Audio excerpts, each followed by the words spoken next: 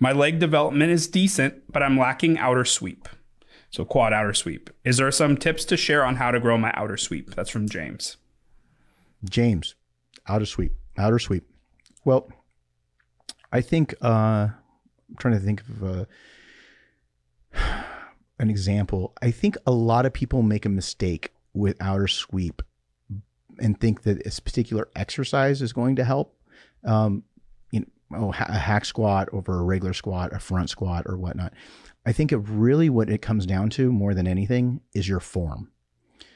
People will have their legs too far out. They'll have their feet too far in. They'll change up things that really the biomechanics are off to be able to get that mind muscle connection. So the things that I found more pressing in terms of what, I guess, when you look at somebody doing an actual squat, how deep are they going? Are they hitting parallel? Like if you notice Hottie, right? Hottie's really good at hitting parallel. And I've noticed some of the guys that aren't really good at hitting parallel tend to not have as fully developed legs.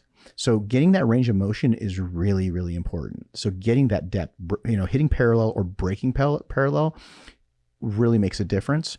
That's number one. Number two, making sure your feet are aligned properly, because you're naturally going to want to have one foot over the other in terms of like 3 or 4, sometimes up to 3 or 4 inches. So look down and make sure your feet are set properly.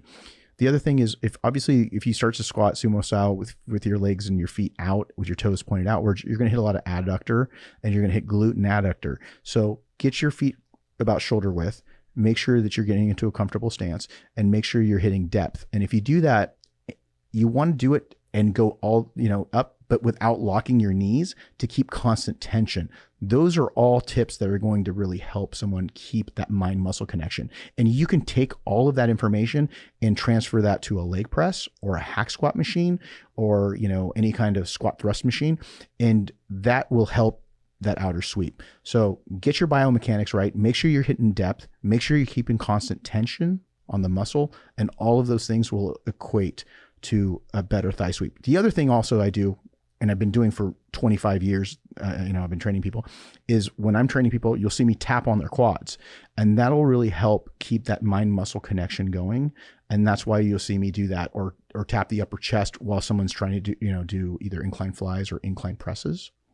So it's really important to get that mind muscle connection and make sure that they're really focusing on their quads. So that's why you'll see me sometimes tapping, and people used to make fun of me years ago. And now you start seeing all these trainers doing it. But, I've been doing that for 25, 30 years now. I mean, it's been, God, almost 30 years. Crazy.